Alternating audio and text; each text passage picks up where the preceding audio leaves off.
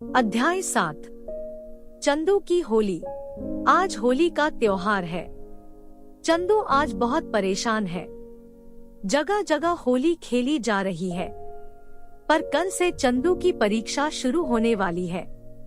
इसी कारण वह परेशान है कि अगर आज होली खेली तो परीक्षा की तैयारी कैसे होगी। वह हर साल होली का त्योहार बड़े उत्साह के साथ मनाता रहा है। चंदू इसी चिंता में था कि उसके चाचा जी आ गए। उनका नाम है ब्रजलाल। वह एक स्कूल में अध्यापक हैं। चंदू को परेशान देखकर उन्होंने उससे परेशानी का कारण पूछा। चंदू ने अपनी समस्या बताई। चंदू के चाचा जी ने कुछ सोचा, फिर उसके कान में कुछ कहा। चंदू खुशी से उछल पड़ा और बोला, चाचा जी आपने तो मेरी परेशानी का हल कर दिया। तभी चंदू की माँ नाश्ता लेकर कमरे में आ गई। चंदू ने जल्दी से एक गुजिया उठाई और चाचा जी को दे दी। माँ ने कहा, चंदू अपने पिताजी के साथ जाकर होली के रंग और पूजा का सामान ले आ। मैं कल ही पिताजी के साथ पूजा और होली का सामान ले आया था।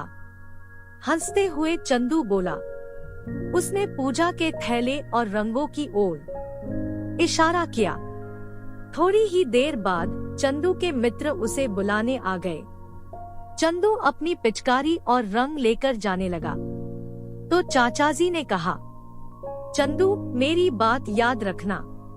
चंदू ने हाँ कहा और बाहर चला गया।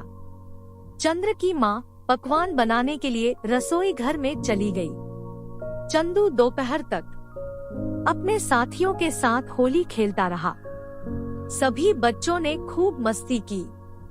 दोपहर के समय चंदू घर लौट आया। वह नहाया और नए कपड़े पहने। इसके बाद घर में पूजा हुई। पूजा के बाद सभी ने खाना खाया।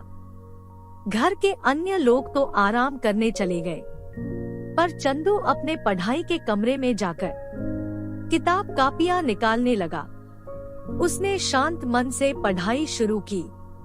वह देर रात तक पढ़ता रहा। अगले दिन नहा धोकर तथा हल्का नाश्ता करके चंदू स्कूल चला गया। दोपहर बाद चंदू परीक्षा देकर लौटा। पिताजी ने पूछा, तुम्हारी परीक्षा कैसी हुई? चंदू ने हंसते हुए कहा, बहुत अच्छी। एक सप्ताह बाद परीक्षा परिणाम आया। चंदू प्रथम श्रेणी में उत्तीर्ण हुआ। घर में सभी खुश थे।